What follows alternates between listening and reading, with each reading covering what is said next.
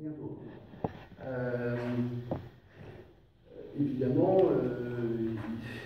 il faut quand même bien le reconnaître, parfois on a des litiges.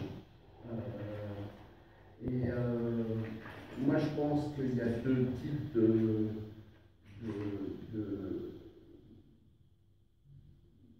règlements, naturellement. Il y a le règlement par les juges.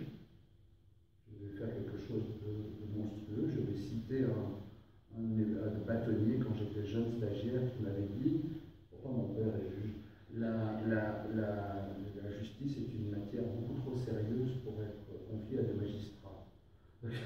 Alors, c'est un peu c'est choquant, mais c'est pour ça que certains recourent à l'arbitrage pour aller plus vite aussi, alors voilà, soit on va devant les juges, soit on le règle par l'arbitrage. Ce sera les deux grands.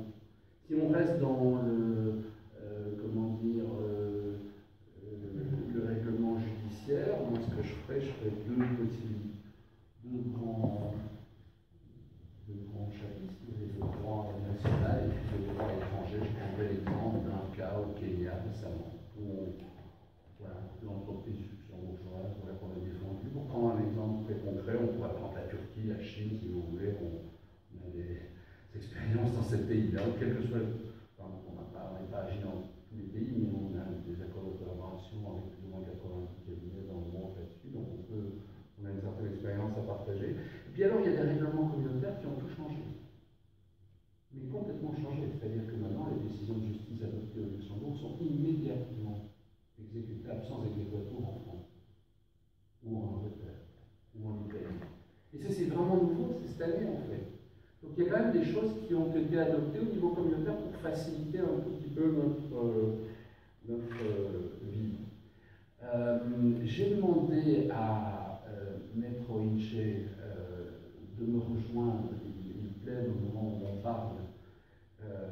Évariste est extraordinaire puisqu'il a de nombreuses casquettes, il parle plus de langue africaine que moi je parle de langue européenne, mais en plus de ça c'est un juriste allemand, c'est un juriste français, c'est un juriste luxembourgeois, il est chercheur à l'université de la Salle, je crois qu'il est chercheur en Allemagne, il est avocat au barreau de Luxembourg, et on travaille très souvent ensemble en exécution en règlement de litiges internationaux, et pour beaucoup de clients allemands, et donc il va venir nous rejoindre en cours de route. Et s'il y a encore une personne qui est là à ce moment-là, il adressera à cette personne sur la question du règlement des litiges.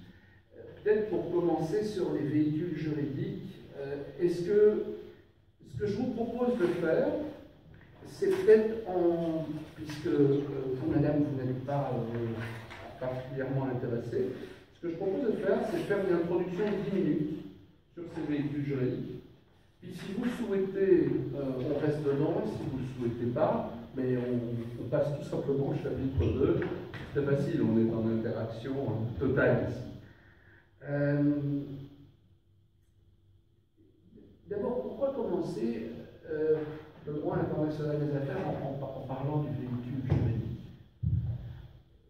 Il me semble qu'il y a au moins 2 ou 3 raisons pour ça. La première raison, de plus en plus, le monde des affaires internationales est un monde dangereux, on se voit sa responsabilité engagée. Moi, j'ai été associé dans le groupe de Deloitte, par exemple, et j'étais basé à New York. Donc, je travaillais en droit new-yorkais à un certain moment. Bon, les punitive damages, souvenez-vous de, je sais pas moi, O.J. Simpson, l'affaire O.J. Simpson, on peut ramasser 30, 40, 50, 100, 200, 300, 400, 700 millions de dollars de punitive damages. Donc, on peut avoir des dommages intérêts très importants dans certaines juridictions. Donc, on n'a pas forcément envie, le premier point, c'est qu'on n'a pas forcément envie, quand on est une entreprise luxembourgeoise, de faire le commerce international avec cette société luxembourgeoise. Vous pouvez très bien avoir envie d'utiliser une autre structure. Ça, c'est déjà une première chose, juste pour protéger vos actifs. Juste pour être certain qu'en cas de conflit, vous n'exposez pas vos actifs. Ça, c'est une première raison. Deuxième raison, quand vous intervenez dans le commerce international, internationale, et ça concerne quand même pas mal de sociétés à Luxembourg. Vous pouvez en profiter pour restructurer votre chaîne de valeur ajoutée et utiliser des juridictions que vous n'utilisiez pas jusque-là pour des raisons fiscales ou de main-d'œuvre. Je vais prendre des exemples, je prendrai un exemple concret avec la Bulgarie. Lorsque vous produisez du bois, par exemple, ou que vous vendez des meubles finis comme celui-ci, j'ai des clients qui ont décidé, à un certain moment, d'agir avec une société bulgare pour deux raisons. D'abord, ils se sont dit c'est une manière de ne pas exposer ma société, c'est de créer des filiales. La deuxième raison, parce que en Bulgarie, l'impôt est relativement bas, et donc là, ils étaient taxés en Bulgarie, puisque la production a été faite en Bulgarie, ils ont restructuré leur société, on est taxé à 8%. En Bulgarie, quand on paye par avant, c'est 10% sinon, l'impôt des sociétés, et c'est 8% tout compris. Et finalement, ils ont découvert qu'ils souhaitaient mettre une partie de leur production là pour encore une autre raison, qui est tout simplement le coût de la main-d'œuvre. Puisque voilà, ils travaillaient au niveau international avec un coût de la main-d'œuvre qui était pour des profils universitaires à 500 € le mois ou 200 € le mois pour des profils universitaires. C'était légèrement, sensiblement plus bas qu'au Luxembourg. C'est une deuxième raison. Il y en a encore une troisième raison. C'est que dans mon cabinet, moi je reçois de plus en plus, et même des fonctionnaires de l'administration luxembourgeoise ou qui veulent lancer une entreprise ou une entreprise luxembourgeoise qui me disent nous voulons à tout prix avoir une protection des actifs. C'est-à-dire que ce qu'on va monter, on va être certain qu'on ne va pas le prendre. Ça, c'est ce qui s'appelle en anglais asset protection. C'est quelque chose qu'on entend, mais je peux vous assurer que maintenant c'est devenu, je ne sais pas si c'est à cause de la crise, mais c'est un mot d'ordre. Donc on veut une insaisissabilité, si vous voulez, absolue par ces créanciers. Parce qu'on se dit, oui, par exemple, je vais faire du commerce international, avec, je reprends l'exemple de New York, le droit américain va être applicable. Je veux être certain qu'un juge ne va pas décider que, parce que j'ai mal agi dans tel dossier sur lui, eh bien voilà, on peut prendre tous mes actifs. Alors, si vous voulez, comment dire, la préoccupation est une préoccupation de protection d'actifs, généralement, on a ce système de trust. Enfin, on a deux possibilités de ce qu'on peut faire, mais c'est très très peu connu. Soit on peut faire un système de trust ou de fondation, soit on peut tout simplement faire un contrat d'assurance vie luxembourgeois ou autrichien, et on met un contrat d'assurance vie luxembourgeois ou autrichien. Et donc on met, si vous voulez, à l'intérieur de, soit en filiale de ce trust comme actif, soit à l'intérieur de ce contrat d'assurance vie, eh bien on met le reste des entreprises. Simplement pour éviter que vous soyez saisi. Le système est très simple, si vous voulez. Je l'ai fait récemment. Regardez, vous concluez un accord avec un contrat d'assurance vie, par exemple. Vous avez 10 sociétés commerciales, au-dessus vous avez une Sobarfin, une holding. Et vous mettez les parts dans un contrat d'assurance vie. À partir du moment où vous avez mis dans un contrat d'assurance vie et au bénéficiaire a accepté, si vous voulez, la clause bénéficiaire, mais celui qui apparaît dans le livre des actionnaires, ce n'est plus le souscripteur du contrat d'assurance vie, c'est plus celui qui était le propriétaire. C'est la banque dépositaire de la part de la compagnie d'assurance vie. Donc c'est la compagnie d'assurance vie qui est devenue l'actionnaire. Donc il n'y a plus moyen de saisir les actifs. C'est un peu la même chose avec un trust, avec des techniques différentes. Alors on l'utilise pour protéger ses actifs et on l'utilise également pour des raisons successorales. Ça c'est un premier outil. Peut-être qu'il paraît anecdotique, mais nous on nous demande de plus en plus au niveau international. mentionné. Le deuxième outil généralement qui intervient, il n'y a pas une seule structuration internationale qui ne fait pas intervenir des holdings.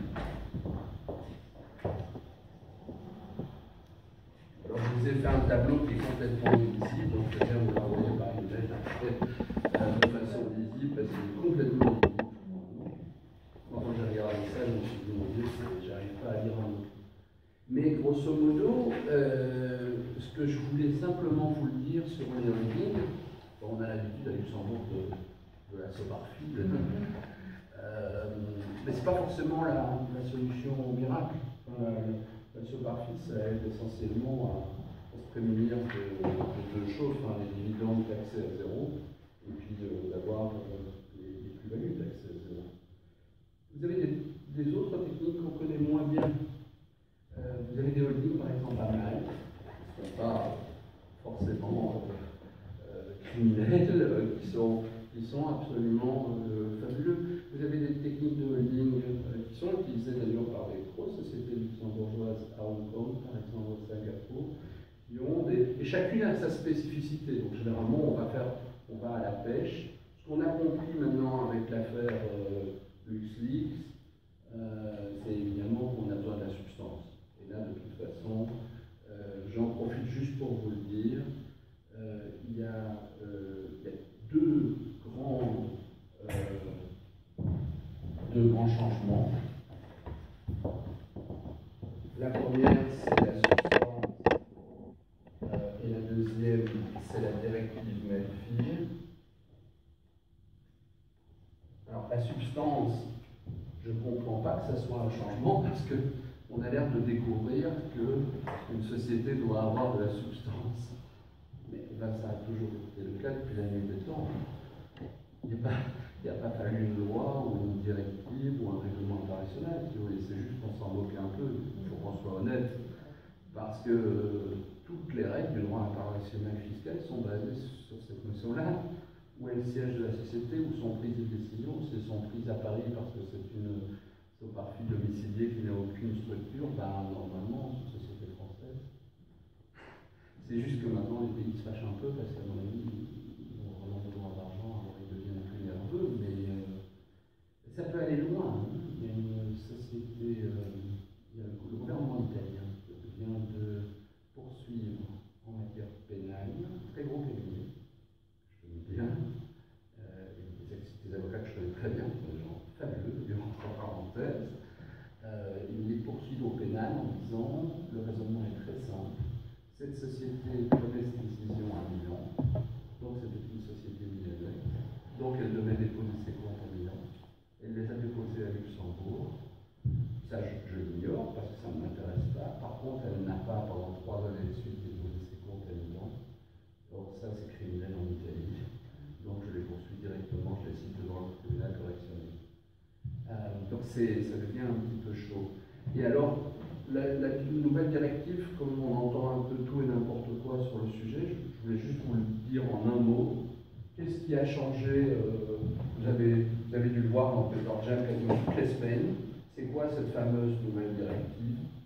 C'est quelque chose de très simple. À l'intérieur de l'Union européenne, quand une société, quelle que soit la société, que ce soit une société belge, que ce soit une société allemande, que ce soit une société, je ne sais pas, moi, finlandaise, italienne, on peut continuer, quand elle renvoie vers sa holding ses dividendes, d'accord, elle ne retient rien pour sa poche à elle, si vous me permettez cette expression. Il n'y a pas de retenue à la source. La retenue à la source, c'est 0%. Ça, c'était jusqu'à il y a quelques mois. Qu'est-ce qui a été changé? Donc, retenue à la source, 0%. Qu'est-ce qui a été changé maintenant? C'est toujours la même règle. Mais dans l'article 2, peu importe l'article, de cette directive, on a dit, attention, ça, ce n'est valable que si la holding même elle-même a une activité économique propre. Et puis, si ça veut dire une activité économique propre, ça a déjà été un petit peu folklore, si vous me permettez l'expression de le définir. Mais moi, je vous dirais une expression très simple. Je vous dirais que la soparphie ne peut plus n'avoir comme seule fonction que d'être une soparphie. Elle ne peut plus se contenter d'être un Hollywood.